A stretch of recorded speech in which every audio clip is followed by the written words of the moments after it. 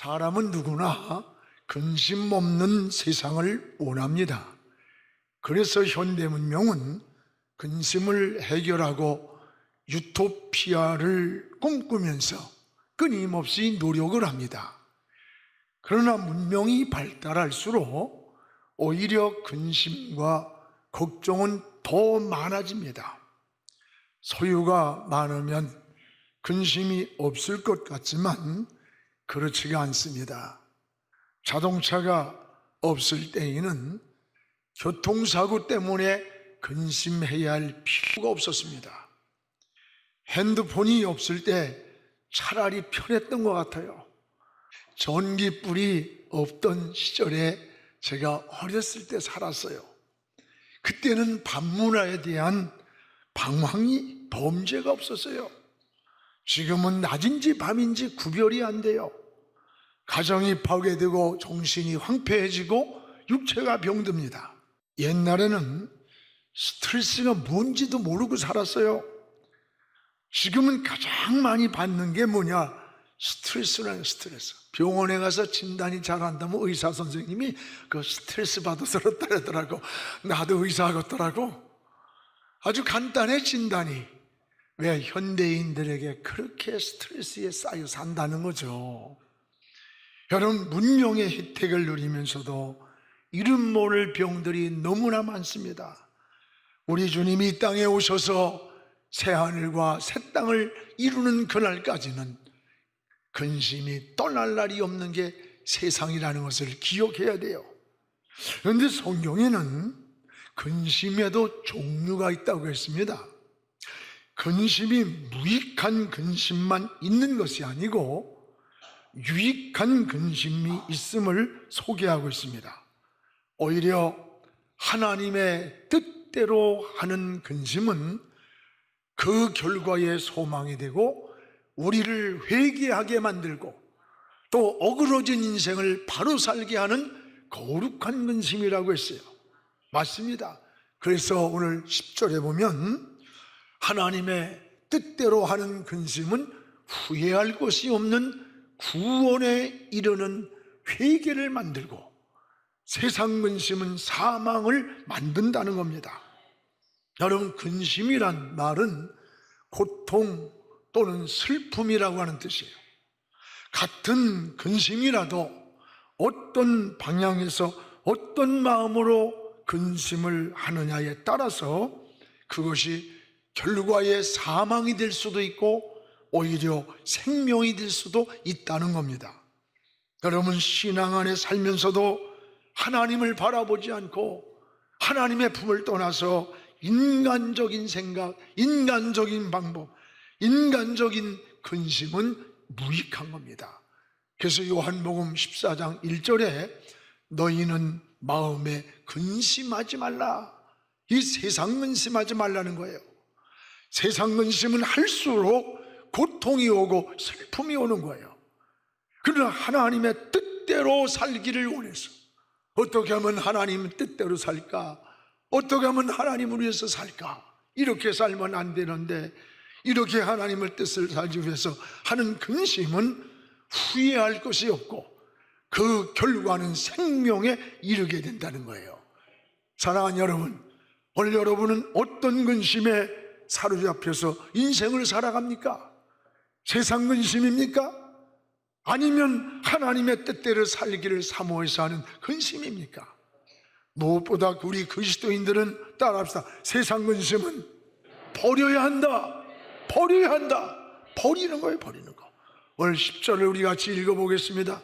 하나님의 뜻대로 하는 근심은 후회할 것이 없는 구원에 이르게 하는 회개를 이루는 것이요 세상 근심은 사망을 이루는 것이니라. 오늘 세상 근심은 그 결과가 사망이라고 했습니다. 이런 근심이 어디서 오는 겁니까? 염려, 걱정, 두려움, 절망에서 오는 것이 세상 근심이에요. 신앙생활을 하면서도 마음속에 염려와 불안과 이런 마음이 지배하면 우리의 삶이 흔들립니다. 이 염려라는 말을 메림나라고 하는데 그 말은 마음을 나눈다, 마음을 쪼갠다는 뜻이에요. 여러분, 염려와 근심이 우리 마음에 들어오면 우리 마음이 쪼개지는 거예요.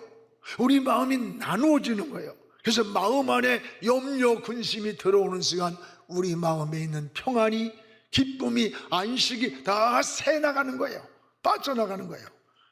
그래서 주님도 내가 염려함으로 키를 한 자나 더 할 수 있느냐? 이 말은 염려가 무익한 거라는 거죠. 영국의 문호 셰익스피어는 염려와 근심은 생명을 죽이는 적이라 했어요. 생명을 죽이는. 여러분, 세상 근심은 우리의 건강만 해칠 뿐 아니라 우리 삶 전체를 파괴하는 독과 같은 거예요. 시카고의 로스 대학교 메디컬 센터에서 65세 이상 되신 어른들에게 대상으로 이 걱정, 스트레스에 대한 반응을 조사해 가지고 결과를 보고와 발표하는 걸 봤어요. 누가 알츠하이머병, 즉 치매가 이 노년에 많이 오는가 조사해 봤더니 걱정이 많고 스트레스에 민감한 사람일수록 노년에 치매에 걸릴 위험이 무려 2배가 넘더래요. 2배가. 여러분, 정신 차려요. 정신 차려. 뭐 염려하고 근심하고 스트레스 쌓였다고 해서 뭐 됩니까? 세상 근심은 이렇게 영혼을 파괴한다는 거예요. 우리 정신과 육체의 건강까지 파괴하는 무서운 독이라는 것을 기억해야 됩니다. 여러분, 믿음을 떠나 세상 근심에 사로잡힌 사람들을 보면요, 특징이 있어요. 문제를 만났을 때 인간적이에요. 신앙인이면서도. 그리고 사람 방법으로 자꾸 뭘 하려고 머리를 돌리고 상상을 하고 이래요. 물론 해야 되지만요, 우리 그리스도인은 사는 방법이 다른 거예요. 이렇게 인간적인 거, 인간의 방법으로만 살려고 하면 여러분, 늘 근심, 걱정, 염려가 떠날 날이 없고, 그리고 삶이 황폐해지는 겁니다. 성경에 사울이 그러했습니다. 사무엘상 28장 7, 8절에 보면 다윗을 미친 개처럼 죽이려고 쫓아다니는 거예요. 할 수 없이 다윗이 적군인 블레셋으로 도망갔어요. 그런데 블레셋은 강해요. 그들이 쳐들어온다는 소식이 들리는 거야. 이 사울왕이 불안하니까 변장을 하고 어딜 갔느냐? 신접한 여인을 찾아간 거예요. 신접한 여인이 뭐예요? 오늘날 무당 점쟁이, 하나님을 섬기는 왕이 신접한 여인을 찾아가 미래를 묻는 거야. 인생의 길을 묻는 거예요. 얼마나 초라하고 얼마나 불안하고 두려운가를 잘 볼 수가 있는 겁니다. 여러분, 하나님 떠난 이런 거예요. 믿음 떠난 이런 삶을 사는 거예요. 유다가 그러잖아요. 자기 스승을 은 30냥에 팔아버리고 마음이 불안하고 근심과 두려움이 생기니까 하나님 앞으로 찾아오지를 않고 어디로 갔어요? 괴로워서 이러다가 돈을 성소에다 던져버리고 써보지도 못하고, 그리고 목매달아 자살했어요. 근심의 요소는 여러 가지가 있습니다. 문제는 어떤 이유든지 세상 근심은 결코 유익이 없다는 것을 기억하시기를 바랍니다. 이런 것들은 우리의 영혼을 황폐하게 만들어요. 우리의 가정을, 행복을, 마음을, 육체를 무너뜨리는 거예요. 그래서 세상 근심은 사망이라 해서 사망. 그러면 이런 세상 근심의 출처 어디서 생기는 것일까? 따라서 믿음을 떠난 환경. 여러분, 그리스도인이 믿음을 떠난 환경에서 이런 근심, 걱정, 염려가 찾아온다는 걸 알아야 돼요. 우리가 환경을 바라보고 사람만 바라보면 근심의 사슬에서 벗어날 수가 없어요. 신앙은 환경을 보는 게 아니고 사람을 보는 게 아니라 하나님을 바라보는 거예요. 자꾸 환경을 믿음을 떠나 바라보니까 그 환경에 갇히는 거예요. 독수리 이야기가 있습니다. 산골에 사는 한 소년이 산에서 독수리 새끼 한 마리를 잡았습니다. 철사로 다리를 꽁꽁 묶어서 먹이를 주면서 마당에서 키웠어요. 독수리는 날아가겠다고 매일같이 수없는 날갯짓을 했지만 그럴 때마다 철사가 팔목을 묶고 있기 때문에 그 다리에서 피가 나는 거예요. 어느 날 독수리의 다리에서 철사가 풀어졌습니다. 그러나 독수리는 날갯짓을 하지 않고 접고 그냥 돌아다니면서 이곳저곳을 헤매면서 먹이만 찾고 있더래요. 왜 그럴까요? 나는 날 수 없어. 나는 묶여 있어. 그래서 사람으로만 이런 생각을 했기 때문에 날개를 피지 않고 나르지를 않더라는 거예요. 여러분, 신앙도 마찬가지입니다. 하나님의 능력을 바라봐야 할 우리가 바라보지 않고 자기의 조건과 환경만 바라볼 때 그 생각이 환경에 갇히는 거예요. 우리 생각이, 마음이 환경에 갇혀서 근심, 걱정, 염려에서 벗어나지를 못하는 겁니다. 여러분, 칼빈 강요에 보면 신앙은 뭐냐? 문제는 문제 건너편에 계시는 하나님을 바라보는 게 믿음이라는 거예요. 우리 앞에 있는 많은 산적한 인생의 문제 앞에서 그 건너편에 계시는 저 전능하신 하나님을 바라보시기를 주의 이름으로 축원합니다. 또 하나는 세상 근심은 따라합시다. 잘못 살았을 때 찾아온다. 우리가 잘못 살았을 때 세상 근심이 찾아오는 거예요. 저 아담과 하와를 보세요. 왜 에덴에 숨었어요? 두려웠어요? 불안했어요? 그게 숨은 거예요. 잘못 살았기 때문에. 뭔가 떳떳하지 않을 때에 우린 세상 근심에 사로잡히는 거예요. 오늘 여러분 가인을 보세요. 창세기 4장 14절에 보면 이렇게 고백합니다. 동생 아벨을 죽이고 나서 편안한 게 아니야, 떳떳한 게 아니야. 그러니까 이렇게 말합니다. 물은 나를 만나는 자가 나를 죽이겠나이다. 그 당시에 가인 아벨밖에 없어요. 여러분, 누군가가 만나면 나를 도와주고 반기는 게 아니라 모든 게 대적으로 보이고 모든 게 두려움으로 보이는 거예요. 여러분, 우리가 검은 안경을 쓰면 세상이 다 검어지는 거예요. 내 마음이 어두우면 다 어둡게 보이는 거예요. 내가 병들면 다 거리에 병든 사람같이 보이는 거예요. 오늘 사랑하는 여러분, 오늘 가인의 모습인 거예요. 잘못 살았기 때문에. 잘못 살 때. 오늘 저는 하루를 지내고 잠자리에 들기 전에, 여러분 하루를 지나고 잠자리에 들기 전에 하나님 앞에 내 마음속에 꺼림칙한 거, 때로는 마음에 세상 근심이 남아있다면 그거를 가지고 품고 잠자리 들어가면 안 돼요. 여러분, 근심의 원인이 뭔가? 왜 남의 마음, 내 마음이 이렇게 편하지 않을까? 왜 근심일까? 왜 무거울까? 불안할까? 그 원인을 생각하세요.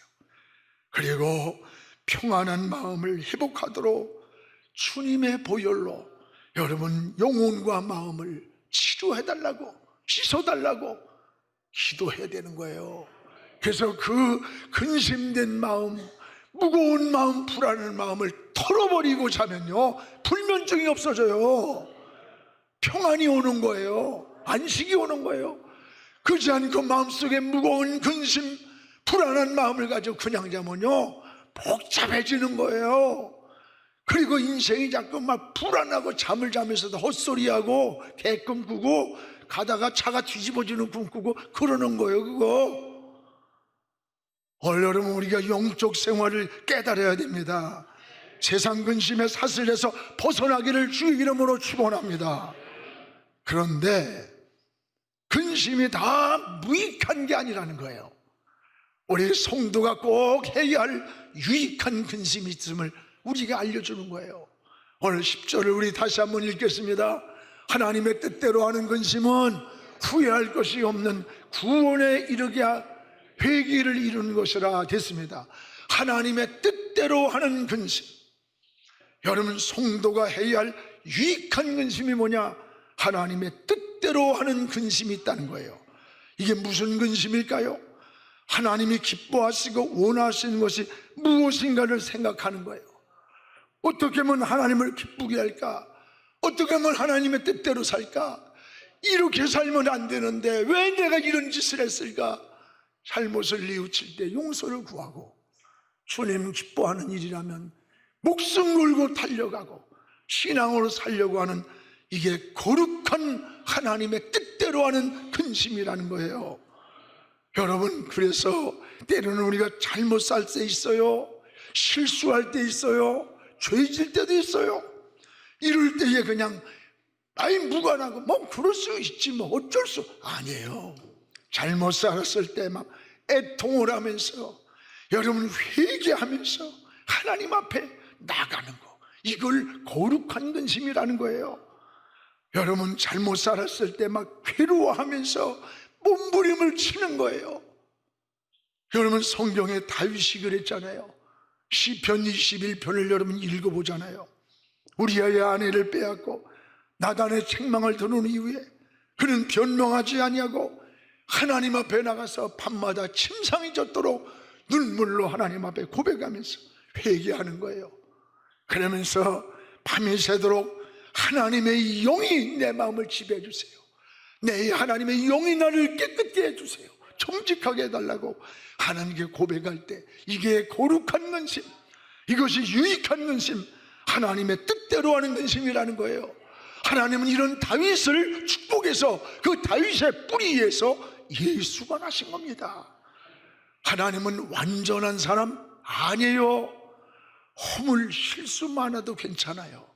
우리가 다시 성령의 감동을 받을 때, 성령께서 우리 마음을 터치하실 때, 말씀을 듣다가 찬양하다가 기도를 하다가 깨달을 때에 변명하지 말고, 잘못했습니다, 내가 어쩌다가 이랬습니까, 다시 이런 짓 안 하겠어요, 용서해 주세요 라고 하는 것이 거룩한 근심이라는 거예요. 이것이 유익한 신앙의 근심이고 이후에는 생명의 역사를 이룬다는 겁니다. 그렇습니다.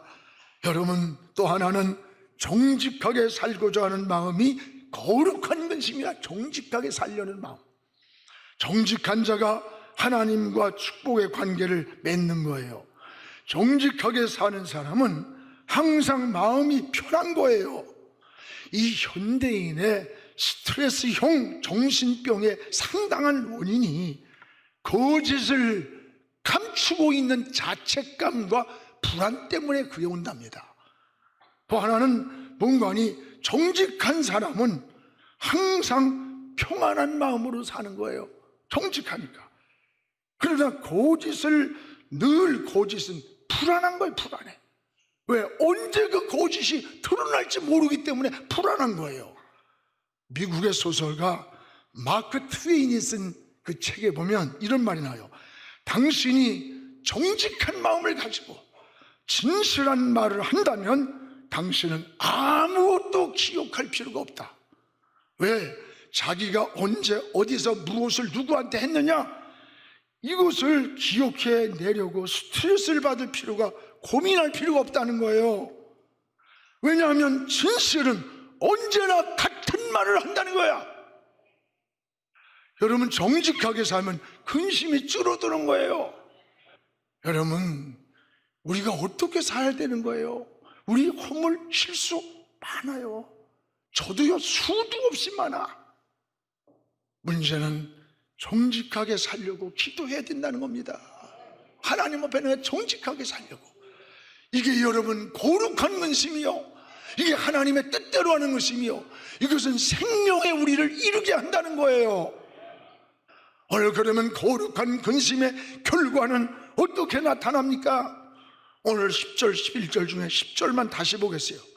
거룩한 근심은 후회가 없다는 거예요. 우리 같이 읽겠습니다. 하나님의 뜻대로 하는 근심은 후회할 것이 없는 구원에 이르게 하는 회개를 이루는 거다. 거룩 하나님의 뜻대로 하는 근심은 후회가 없다는 거. 후회. 후회한다는 게 뭐예요? 잘못 살았구나 하는 게 후회 아니에요. 하나님의 뜻대로 살기를 원해서 갈망하는 근심이기에 열매가 좋은 겁니다. 후회할 것이 없는 생명에 이르는 근심이라고 했어요. 어떻게 하면 주님을 더 사랑할까? 어떻게 하면 주님 위해 살까? 어떻게 하면 주님을 기쁘게 할까? 우리 찬양 예배 끝날 때마다 나 주님의 기쁨 되기 원합니다. 이게 여러분 우리의 마음이에요. 이 갈망하는 마음, 주님 사랑할까를 갈망하는 마음이 이게 거룩한 근심이고 후회 없는 결과를 가져온다는 거예요. 우리 초대교회 성도들이 그랬습니다. 주님을 위해서 목숨까지 초계처럼 바쳤어요. 바울도 구원받은 은혜가 너무 감사해서 뭘 가지고 보답할까? 일세 나는 빚진 자라고 그랬어요. 또한 여러분, 후회 없는 거룩한 근심은 교회를 사랑하는 교회. 특별히 바울은 고린도후서 11장에 보면 바울의 고난장입니다. 여러분 집에 가서 한번 다 읽어보세요. 바울은 감옥에 수없이 갇혔어요. 죽을 고비를 몇 번 넘겼어요. 유대인들에게 40에 한 대 가만매를 5차례 맞았어. 이게 무슨 뜻이냐? 유대의 법에는 40대에 태창을 때리면 못 때리게 돼 있어요. 다시 죄를 져도. 그러니까 39대를 때리고 5차례를 그렇게 때렸다는 거야. 39대. 유대인의 채찍에는 끝에 쇠를 달아서 때리면 옷을 벗겨놓고 이게 가죽들이 휙 감으면서 쇠가 끝에 닿는 것에 피가 튀며 살이 찢어지는 무서운 고문이에요. 이거를 39대씩 5차례 매를 맞았다는 거야. 그러나 이런 고난보다도 날마다 내 가슴에 눌리는 게 있다. 내가 받았던 죽음의 위협, 매맞았던 거, 감옥에 갔다, 이거 아니다. 내 마음에 날마다 눌리는 게 있는데 그게 뭐냐? 모든 교회를 위하여 염려하는 것이라. 그리고 여러분 29절에 보세요. 29절. 누가 약하면 내가 약하지 아니하며 누가 실족하면 내가 실족하지 않겠냐. 성도가 누가 약하면 실패하면 내가 실패한 것 같고 누가 병들어 쓰러지면 내가 쓰러진 것 같지 않았더냐. 내가 당했던 고통과 시련과 고난, 이것은 아무것도 아니다. 내 마음에 날마다 눌리는 것은 교회를 위하여 염려하는 것이라. 저는 이 말씀을 읽다가 어느 날 한없이 울면서 하룻밤을 새웠던 일이 있어요. 이 바울이 교회를 사랑하는, 교회가 뭡니까? 그리스도의 몸이에요. 여러분 그렇습니다. 교회를 위하여 우린 거룩한 근심이 있어야 돼요. 교회가 모일 때에 함께 모이는 겁니다. 기도할 때 함께 기도하는 겁니다. 헌신할 때 함께 헌신하면서 관심을 갖는 거예요. 이게 여러분 우리의 거룩한 근심이라는 거예요. 또 하나 거룩한 근심은 모든 관계를 회복시켜 준다는 겁니다. 우리 11절을 같이 읽겠습니다. 우리 함께 읽읍시다. 보라, 하나님의 뜻대로 하게 된 이 근심이 너희로 얼마나 간절하게 하며 얼마나 변증하게 하며 얼마나 분하게 하며 얼마나 두렵게 하며 얼마나 사모하게 하며 얼마나 열심 있게 하며 얼마나 벌하게 하였는가를 너희가 이 일에 대하여 일체 너희 자신의 깨끗함을 나타내었느니라. 하나님의 뜻대로 하는 근심의 결과는 모든 관계를 회복한다는 거예요. 여기 11절에 8가지가 나와요. 내가 왜 이렇게 살았나 회개하게 되고 다시 방향을 하나님께로 돌리게 되고 어그러진 인생길을 다시 고치게 된다는 거예요. 그래서 거룩한 근심은 모든 관계를 회복시킨다. 여러분 거룩한 근심은 3가지 관계가 회복됩니다. 이게 진정한 은혜요 축복입니다. 하나는 하나님과의 관계가 회복되는 거예요. 또 하나는 인간 관계가 회복되는 거예요. 3번째는 물질 관계가 회복이 되는 겁니다. 하나님은 에덴 동산에 인간이 필요한 모든 것들을 다 만들어 놓으시고 이것을 다스려라, 정복하라, 너희에게 준다는 거예요. 하늘의 것, 땅의 것, 물고기까지도 준다는 거예요. 그리고 한 가지, 우리 인간은 그 하나님을 사랑하며 살기를 원했던 거예요. 사랑하는 성도 여러분, 지금 이 시대에는 거룩한 근심이 필요한 시대예요. 세상 근심을 버리십시오. 이제 마음속에 세상 근심을 버리시기 바랍니다. 그리고 하나님의 뜻대로 하는 거룩한 근심을 갖기를 바랍니다. 이게 은혜와 축복이 되는, 회복되는 비결입니다. 어떻게 하면 믿음대로 살까? 어떻게 하면 하나님을 기쁘게 할까? 때로는 자신과 이웃과 교회를 위해서, 그리고 내 나라 내 조국을 위해서 때로는 눈물을 경험하기도 하고 금식도 하고 철야도 하고 작정기도도 하면서 거룩한 근심이 필요한 거예요. 이러한 거룩한 근심 위에 하나님의 진정한 은혜, 진정한 축복과 영생과 평안과 하나님의 축복이 있다는 것을 기억하시기를 주의 이름으로 축원합니다.